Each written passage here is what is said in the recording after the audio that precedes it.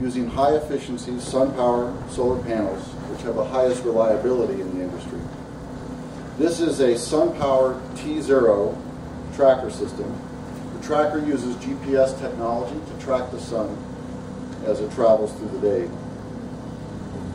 This increases the sunlight capture by up to 25% over conventional fixed-tilt systems, while significantly reducing land use requirements. This Sunpower T0 tracker will reliably maximize the clean, renewable solar power generated at this site for the next 25 years or more. This system will generate power during the times of the day when the electricity demand is at its highest, easing stress on the utility grid, also when electricity is needed the most and is the most expensive. Sunpower salutes Campbell Soup Company and its financial partners, all of which have been named, and once again we thank them, for supporting renewable energy development and building this milestone solar power project, which takes advantage of underutilized land, improves the quality of our air and water, and reduces Campbell's operating expenses here in Napoleon. Thank you again, and congratulations.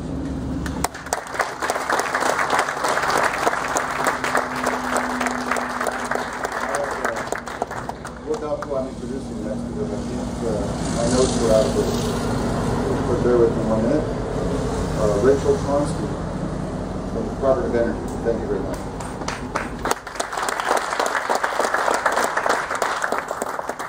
Hello, thanks for having me. My name is Rachel Tronstein. I'm a member of the Obama administration working on solar R&D at the Department of Energy. And I think as we've heard, this is really a terrific project made possible by just this amazing partnership.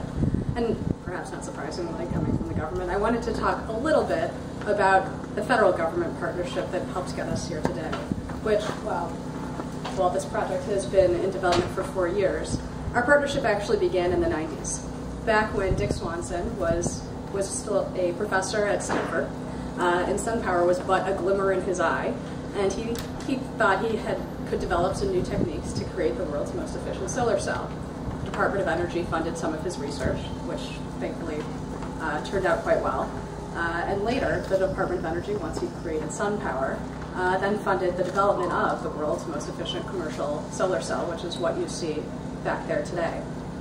Later, in 2010, Sunpower received a 48C manufacturing tax credit to build or to refab the Rosie the Riveter facility in California, which I believe a third of the modules that are out there were manufactured in. I think also the BMP used the 1603 investment tax credit, which was turned into a cash grant between 2009 and 2011 to make the economics for facilities like this make more sense. So this is a really very long and sustained partnership for us. We just had a summit last week at which Dick Swanson spoke, and there's more really remarkable research that's happening at Sunpower to keep increasing the efficiency and to keep manufacturing this world-class solar in the United States. And we're, of course, really quite excited about this because not only will this facility generate clean energy with a locked-in electricity price for at least 25 years, but it will also create more jobs. And our projection is today we see 100,000 jobs in the U.S. in solar, and by 2020, provided we keep going down this aggressive cost curve that we're seeing today, we'll be at least 400,000. So thank you very much to all the partners here who really had created this model for replication throughout the country and really have proved great innovation in this space. So thank you, and thanks for having me.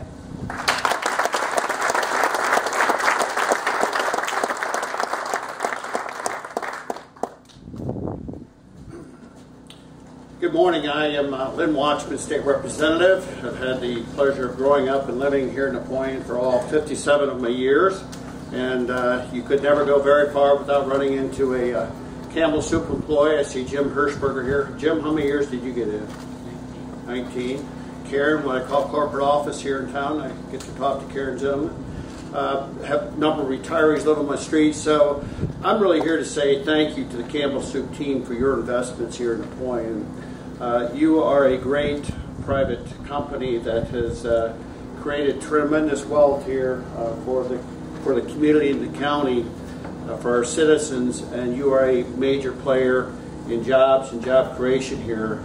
And I wanted to say thank you, both for myself as one who's grown up here, but also Jim Zeringer, who's Director of Department of Natural Resources, Dave Daniels. The governor keeps stealing good legislators and putting them in his cabinet, but they are good people.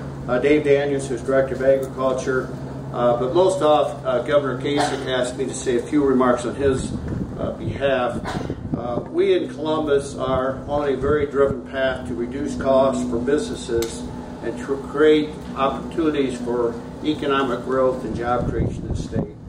We have in the past year and a half, since Governor Kasich has been elected and a new leadership team has been elected in Columbus, have reduced taxes, reduced regulatory costs, and we know we have a lot more work to do.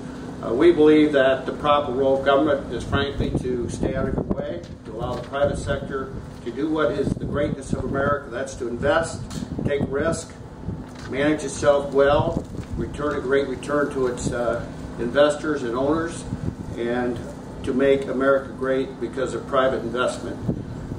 You're going to see some dramatic changes in the next year in Columbus and some tax policy that will, unlike what goes on in Washington with deficits and with more and more need of government, we believe that it is the proper role to do just the opposite, to create a great private sector that drives economic growth, to create opportunity for our young people to stay here in employment in Henry County to have jobs.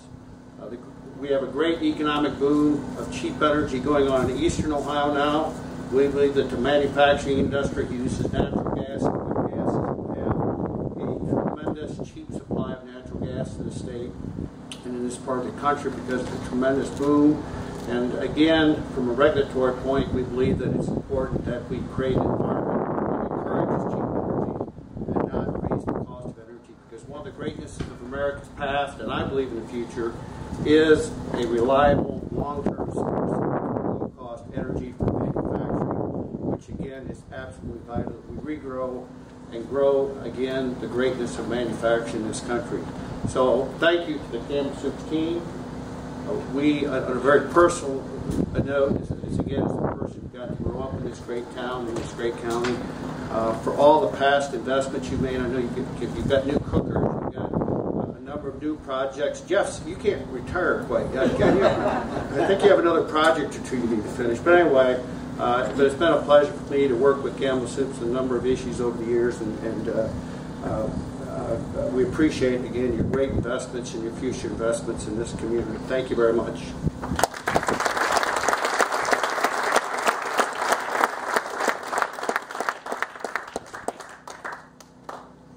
I'll just jump up. I think we're going to do some tours of the solar array.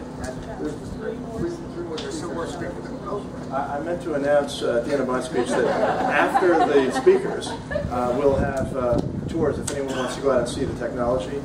And now I want to introduce speaker number 7, Dan Longsworth. So thank you so much.